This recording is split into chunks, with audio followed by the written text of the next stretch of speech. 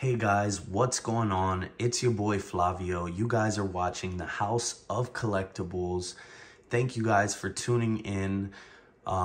Today we have a very cool figure, and I think very underrated as well.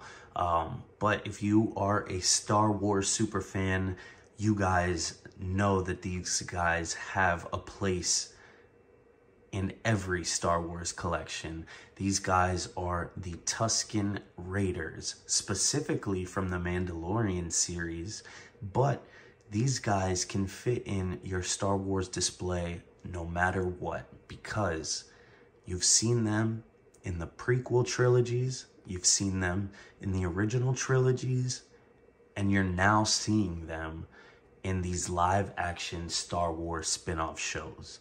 So it is very, very exciting to finally unbox this Tusken Raider and see what HotToys has done, specifically to the figure to make it as realistic, but, with real world materials. We're gonna see what's going on. They've done a couple of cool things in my opinion, but we are definitely going to check that out here together. But this is a very, very cool unboxing today for me. I think it's kind of an underrated figure too. These guys were always so elusive, in the original trilogy, and now seeing more about them with the Boba Fett series and stuff like that, it's really cool how they have expressed more about these nomadic people, the Tusken Raiders. So without further ado, we are going to unbox TMS028, the Tusken Raider. Here we go. And for some reason, I'm a little bit more excited than usual. I don't know what it is. I think it has to be because this release here serves as so many things for a collection or a collector or a Star Wars fan.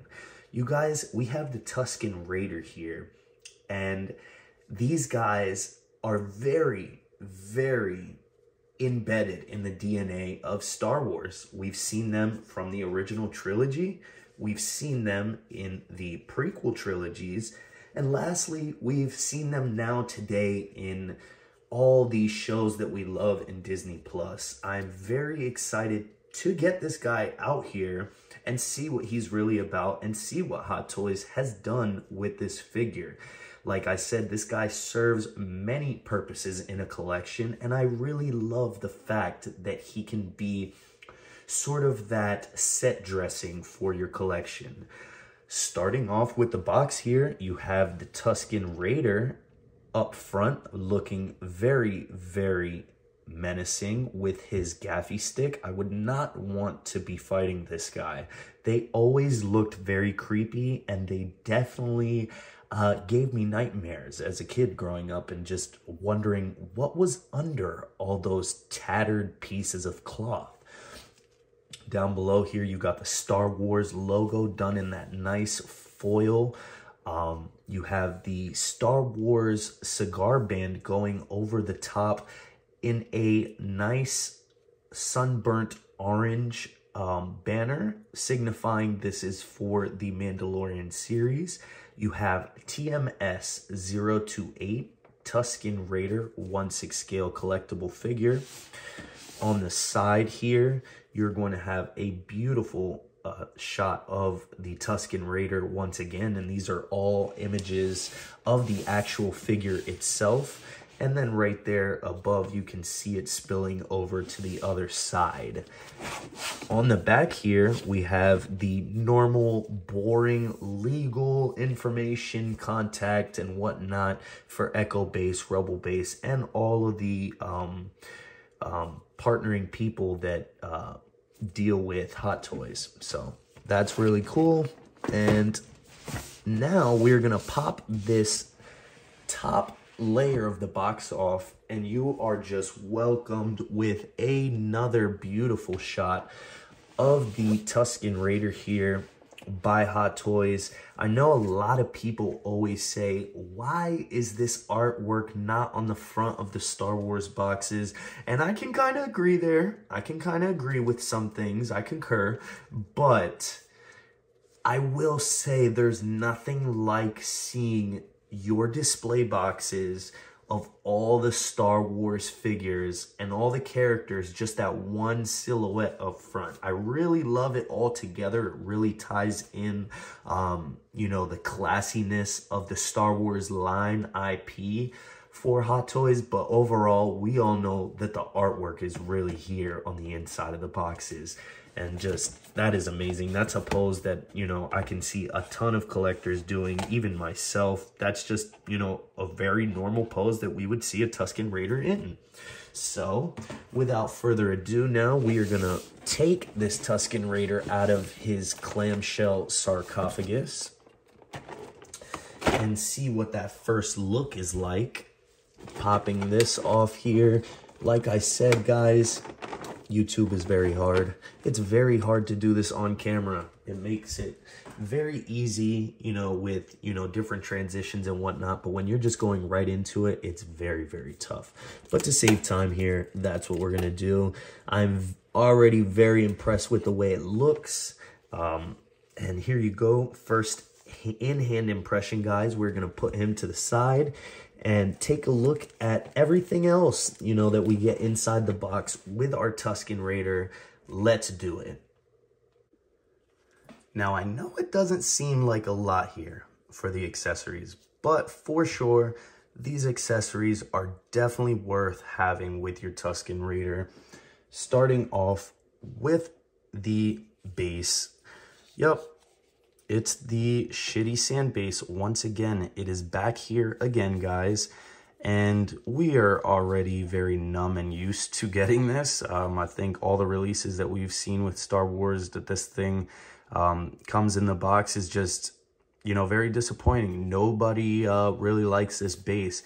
Besides the fact that it looks really nice, I love the way that you have that nice 3D flow of the sand on Tatooine's going around, and then they even went over the top of that cream color for the sand with kind of like a bluish cobalt and kind of a light dusty orange over the top, kind of just to mix in with that cream color to give it that real look of sand.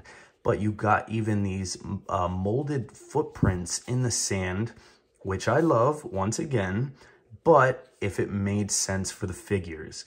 I don't know what first figure we've seen this sand base come with, but for the Tusken Raider, it makes sense. They're on Tatooine. They're in the Jund lands on the outskirts of the planet. So definitely makes sense.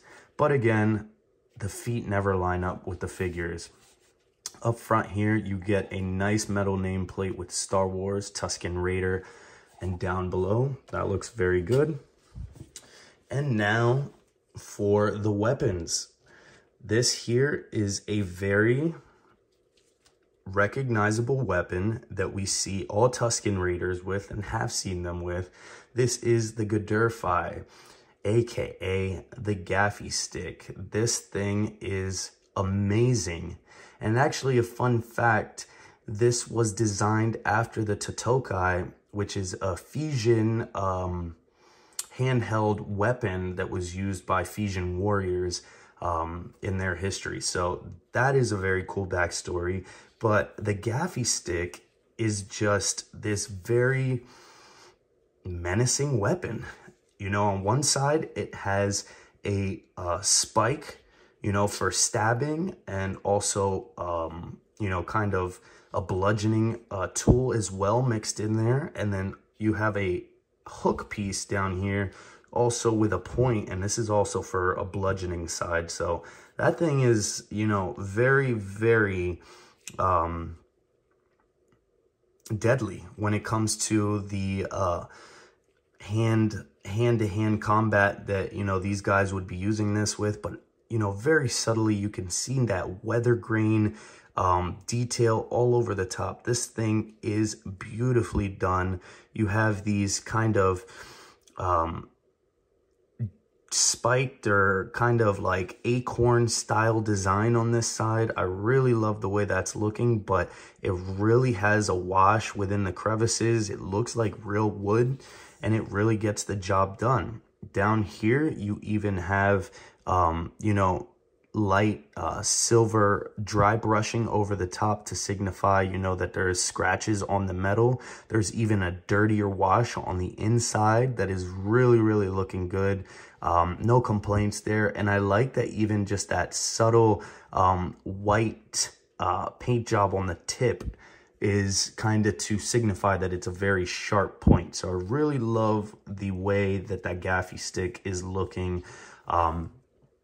And here as well, here's another gaffy stick that you get with a different handle on this side. I'm assuming this was like kind of one that was constructed almost in a handle of a rifle before, and then was just changed up to be a handheld weapon, because, you know, you kind of got that holster side there, but you can hold it from down here and swing it around, if you will. But I really love the way that that detail is done here back on the stock there. Again, you have nice washes of like brown and kind of like a orangish mustard yellow, just to signify that, you know, it is done, you know, it's gotten dirty. You know, this thing has seen a lot of times, so all of these crevices here would be getting, you know, dirtied and whatnot. And even up top on this side for, you know, this club style end, it's done differently than the other gaffy stick. I love that down here you got kind of more of like a darker wash, and up top in the middle it's kind of nice and lighter, showing like that they're staining. There's even like a copperish tone on the bludgeoning side for the gaffy stick on this one, and it looks very, very cool. So yeah, these weapons are awesome. The backstory to them is really cool. They have said that, you know, they have scrapped, you know, from various different metals of derelict ships that have crashed on Tatooine, and you know, even certain chiefmen's gaffy sticks were made with Beskar metal, depending on how they found those different resources, but they were mainly for the chiefs and whatnot. So that's a pretty cool piece for the Tusken Raider. Now this here is very, very cool. This is the Cycler rifle. The Cycler rifle is also known to be a slug thrower weapon. With that being said, this weapon actually throws actual projectile ammunition with the help of this magnetic pulsar attachment here that goes onto the rifle. So I really love the you know, rich design and history that, you know, George Lucas has done for Star Wars, just kind of mixing that realism with sci-fi, if you will, for all of us. But I really love the way that this thing is done. You can see down below for the stock, you have like this nice brownish gold copper tones. There is so many different like prints and paint jobs on this thing. It does not do it justice seeing it on camera for sure, because down here, I don't know if you can see, there's like a pattern. So then you have that pattern, but then you have like the washes of gold and copper and brown over the top of that, to show that, you know, there's a ton of layers of, you know, dirt and wear on this thing. It's done beautifully in this copperish brown all over with gold accents. You even have that kind of like greenish patina or greenish tone that you would get on you know, metals from oxidizing over time. So that is really, really cool. I love the way the paint job is on this thing. You even have like a little hints of red there, you know, silver as well for this whole apparatus. And then just that sculpt for that cable or hosing that's down there is just very, very intricate, and it's bananas how Hot Toys has, you know, brought this to life. But this piece is pretty long. If I'm not having him with the gaffy stick, for sure I would definitely use this this rifle longhand. It also comes with a pleather sling, so you know that can go over the Tusken Raider, and the sling also has a pleather pouch on it as well, with a metal stud. So I really love the way that looks. You have real metal you know, clasps down here holding the sling to the actual rifle itself. So very, very cool. Love the way that that's done. Like I said, there's not a ton of accessories in here, but they're done very nicely. And here you get these electromagnetic binoculars, and these are done very, very nicely. It's been a while since I seen, you know, Book of Boba Fett and Mando. I don't remember if these are, you know, the ones that were traded. I think they had to trade something with the Tusken Raiders at one point, and I believe it was these, if I'm not mistaken. Comment down below if you guys do remember.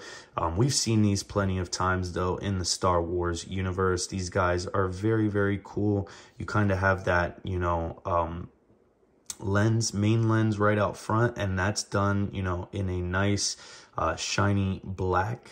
You got that kind of white little dial or button up front. Not too sure what all that does. And then for the back here, you got the two, you know, the pieces where you would look through, and those are also done, you know, in a nice shiny black as well, just to give it the look of like real lenses. You have 3 buttons down here. 2 are white, 1 is red. You got nice weathering over the top of them. They don't look clean whatsoever. They got like a little dirt or grime all around these things. There's a nice level of you know, weathering. There's scratching all around these things because you know, they've been in the sands of Tatooine, and, you know, stuff gets sandblasted and scratched up. I love the silver dry brushing all around the edges of this thing, kind of to bring it to life, make it seem more metal. So these things are really, really cool. Get the job done. They come with a real pleather. And now that I say this, I say pleather, but the back of this looks like real leather. I'm not too sure. If you guys have the Tusken Raider, do comment down below, because I swear, you know, I've seen people talk about these in their videos, and they've said that these are pleather, but I am going to say that this is a real leather strap. That's what I'm going to go with. That's my final answer. If you guys know the answer to that, let me know in the comments below, because I never knew that, and that blows my mind. They've been using leather for certain things, and, you know, we didn't even know it. But it could be pleather. I'm not sure of the grain. Moving on, you get this thing right here, and you may be wondering, what in the actual hell is this thing, right? Well, if you guys watched the show, this was kind of like that little, you know, offering drink that they gave to the young boy that was with Boba when he was with the Raiders.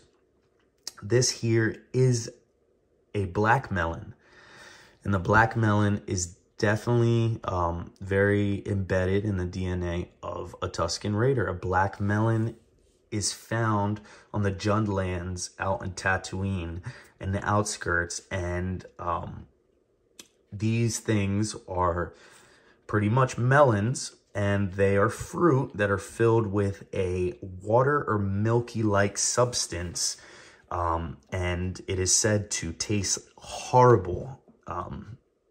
And, you know, it's not harmful to humans, but this is, you know, a drink that, you know, the Tusken Raiders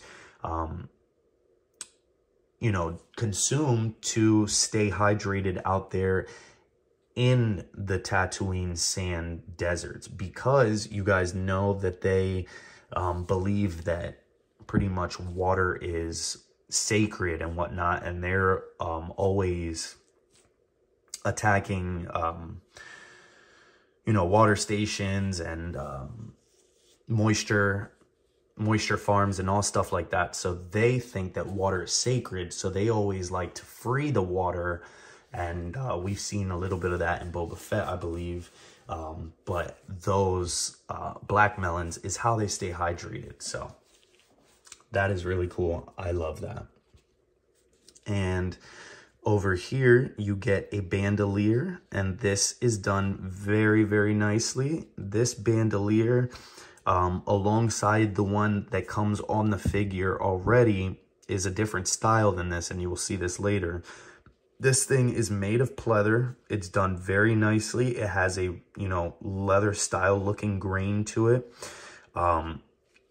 It comes with all these different pouches up top over the front. And I like the way that they are looking. They come with metal studs. And there is kind of like a weathering or shading over the top of them, kind of to signify that, you know, they as well are worn pieces of leather, and they're dirty as well. It's very subtle, but you can definitely tell on the bottom there and on the front. They don't open, they're faux, but again, they're done very nicely. You got this metal clasp here, kind of with a little bit of weathering, and then on the back side it is weathered again, and it's very simple. It is done with a Velcro piece like that, and you will see this on the figure a little bit later. Nothing too crazy there. And for the hands, you get two pairs, and one gesturing hand and one shooting hand. These things, very, very underrated in my book. I love the way that these things were designed, and I'm gonna tell you why right now. So I'm not sure if this is the first time that Hot Toys has ever done this, or you know, this is something that they've done in the past, but for me, this is the first time that I've seen this with a figure release. I love this. If you guys can't tell already, this is real fabric on the Tusken Raider's hand. That is insane. When you see this on the figure, this cloth piece alongside the sleeve and the forearm all the way up, it just brings the whole figure to life. It makes it look completely seamless. You would not know that, you know, you would think that this would be sculpted. Like, they could have definitely sculpted this, made it look like, you know, cloth with just, you know, sculpting it and airbrushing it and shading it just like they would paint it. But they went the whole way and actually did fabric. That is very insane to me. I think that's cool.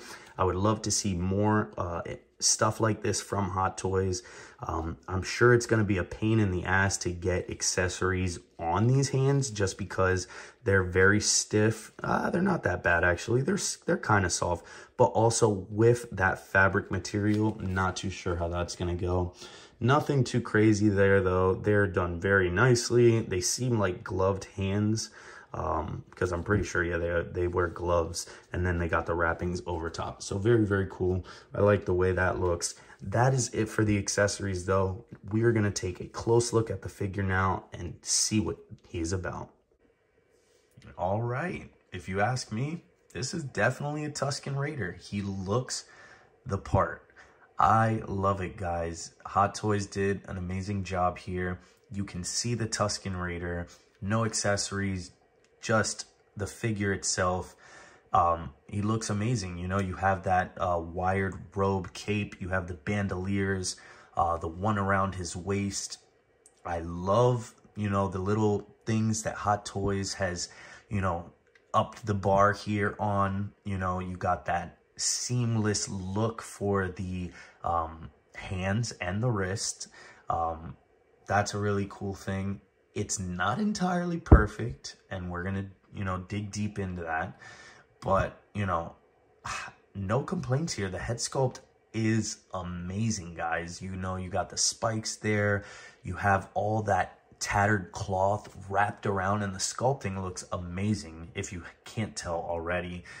You know, all the different washes and weatherings that they got there, and you got those real, you know, cylindrical, you know, tube-like eyes. It's just so weird, that mask. You know, you're still questioning, like, what does that person look like under there? So really, really cool. No complaints whatsoever. It is a really nice figure, but once again, everything's not perfect, so we will talk about it. But just wanted to get you a close look at the Tusken Raider. And that is amazing. All right, guys, and taking a closer look here at the Tusken Raider, starting off here at the head sculpt.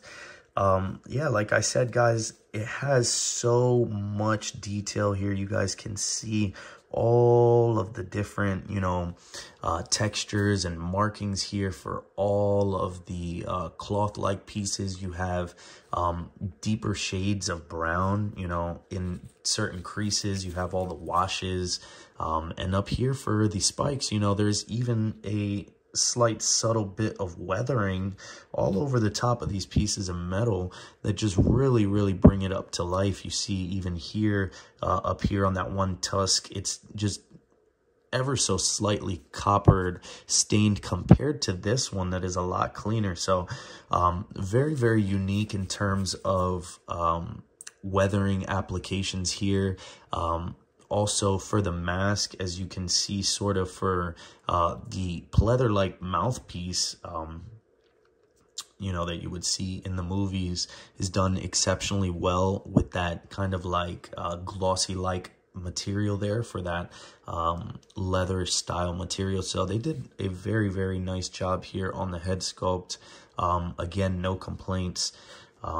But these guys are so unique. I never really, you know, took notice to, not to the characters themselves. I've always noticed, you know, Tusken Raiders as you see them throughout all of the movies, and, you know, all of their, you know, little scenes that we see them in.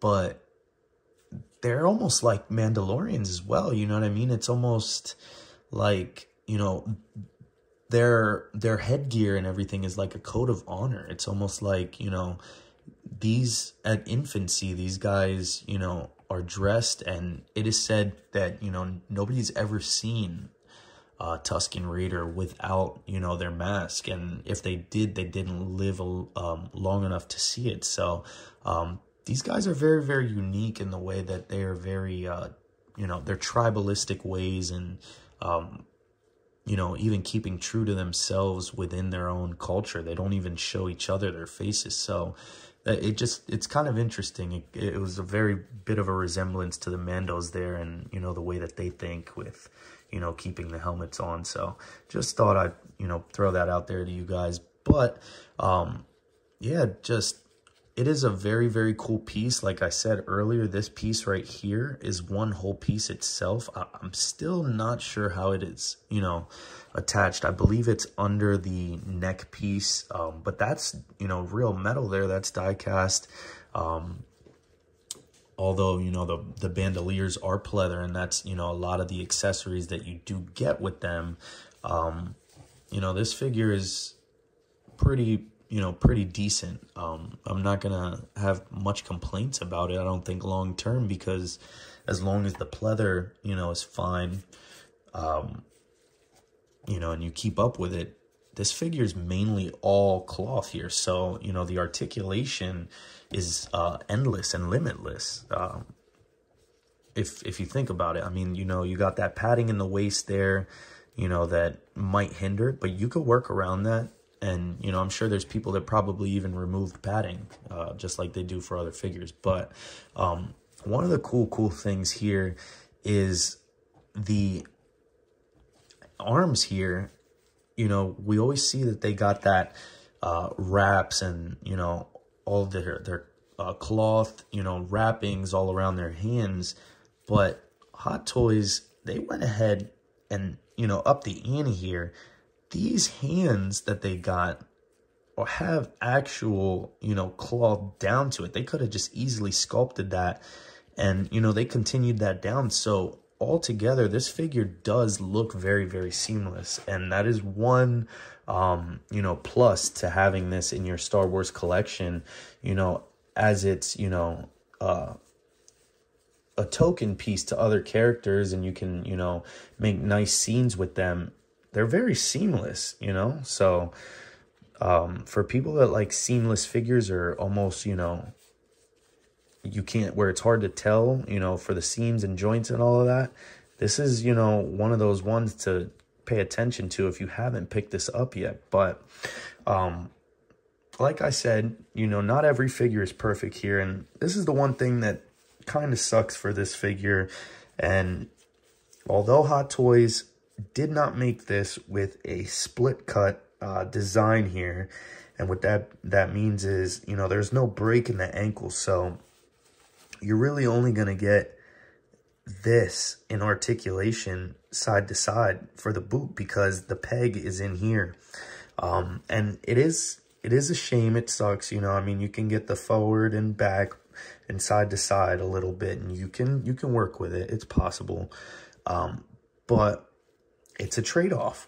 These things look amazing, and after, you know, you talk about it, you understand, you know, the decision making. These things look very, very realistic, and same for the headpiece. You know, you got all this tattering, and, you know, all these different like cloth materials making up the boot. It's like very mummified, kind of like a mummy inspiration, I feel like they did when, you know, George Lucas created this character. But even down here for the sides, for the treads, it's like very worn, like it's been walked on and all of that. So I'm, you know, a fan, but at the same time, it is, you know, kind of a sore eye for, you know, a collector when they see this and they can't really articulate. So it's cool, but it's a trade-off. And just going down, it seems like a pretty basic outfit, but, you know, if you look closely down here, there is weathering as well here. And, you know, I remember when these guys were going up, a lot of people were like, oh, it's, you know, it's too clean, which I agree. I think it could have been a lot dirtier, but there is subtle weathering throughout this figure. And, you know, just like down here, these guys would be walking on the sands of Tatooine.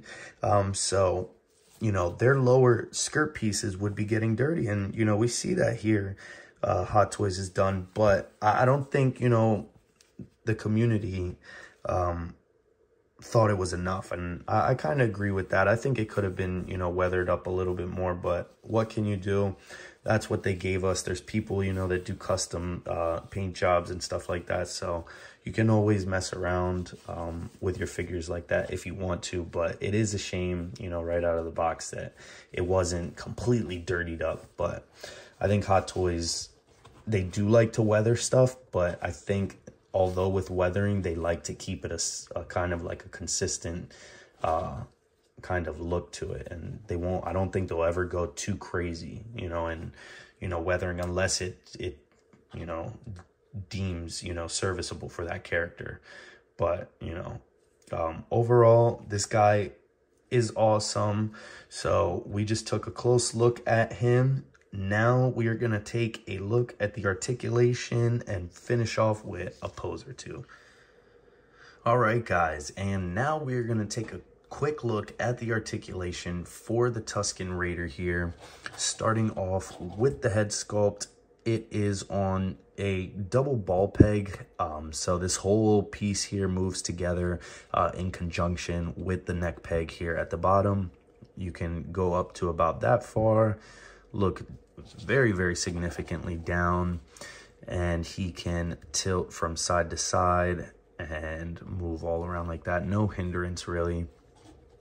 For the arms, they will go up to about there, and that's pretty good in my opinion. Nothing more you're gonna need for these guys. And for forward, it'll go up to about there on soft ratchets, and actually it'll go up to about there, but those are soft ratchets like that. You will also be able to shrug up and row down, push forward and back as well like that with the butterfly joint. You have about a bend about that much at the elbow. I think these are, yep, these are smooth, soft ratchets once again like that. You have a swivel, like I said, up at the upper bicep. And then down here, you have a normal 1/6 scale peg. I will say, do be careful. I broke my first wrist peg on this guy. The wrist pegs that come with these, they're pretty bulky, but they're really stiff right out of the box. So you do want to be careful of that. And now for the ab crunch, you can probably go to about there, I'd say, before it starts springing back. So not too much there. You got about 15 degrees.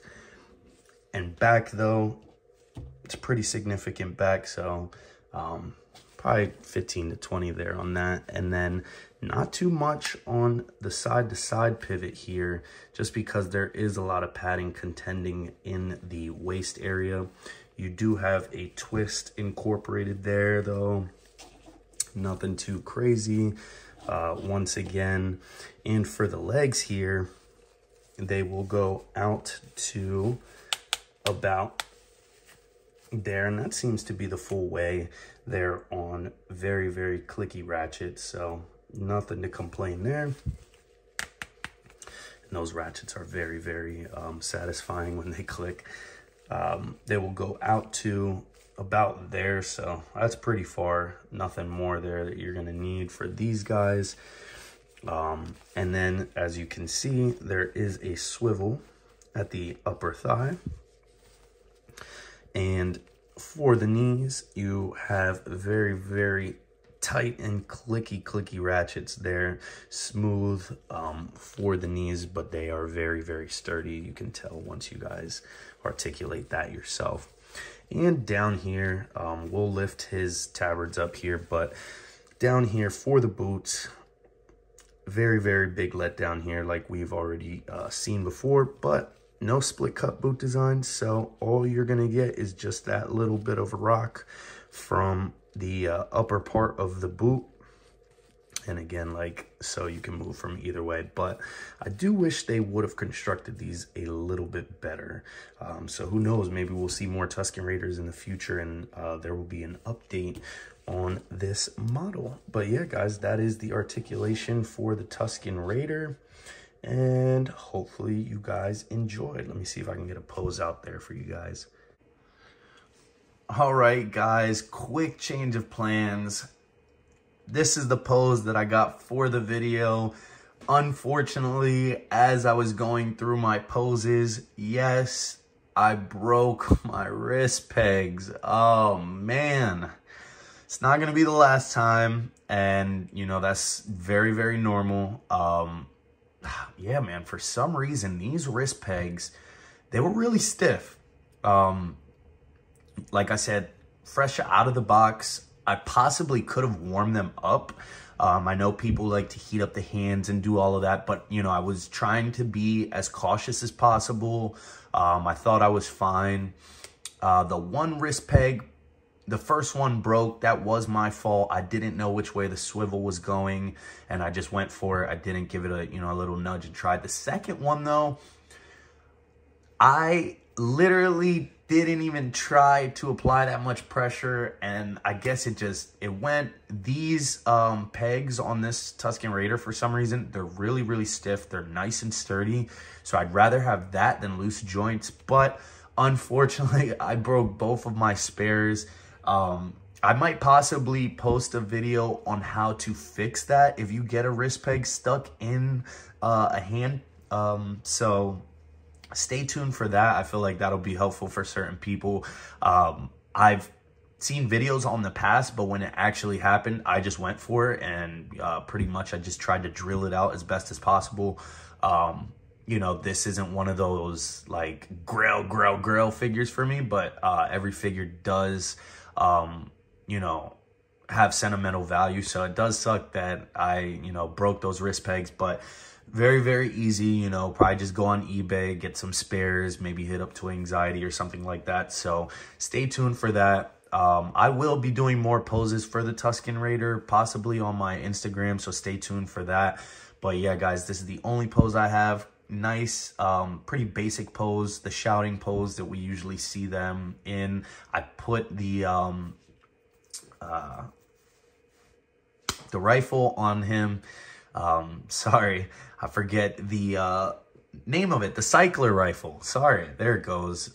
So many different things that I'm trying to remember when you make a video. But yeah, the cycler rifle was on his back. Didn't take off the pleather bandoliers or anything. Didn't try to go too crazy because, like I said, I was just already nerve-wracked that I had broke both of my spare wrist pegs. So like I said, possibly stay tuned for that video on how to fix that if that does happen for you. Thank you guys so much for sticking with us. We just hit 100 subs last week on the channel. I'm very, very happy for that, excited for that. Thank you guys for being a part of each and every step of this journey on this channel with me. It's always a learning experience. So yeah, stay tuned, guys. We will be going live. We're going live this weekend. PSA, we are going live on the channel this Saturday, September 15th. If I'm not mistaken, just stay tuned. Be there, ready for the link. It's actually on the YouTube page already right now. You guys can set the reminder. Be there for that. We will have more live streams coming. This is going to be my first one. Just a soft open, nothing too crazy. But yeah, this is my most recent unboxing on the channel. Stay tuned. I don't know who we're unboxing next, but you know, it's only gonna keep coming. So stay tuned for any news on the House of Collectibles at YouTube or on Instagram at the House of Collectibles. Thank you guys so much. Stay tuned, and we will catch you guys in the future video. All right.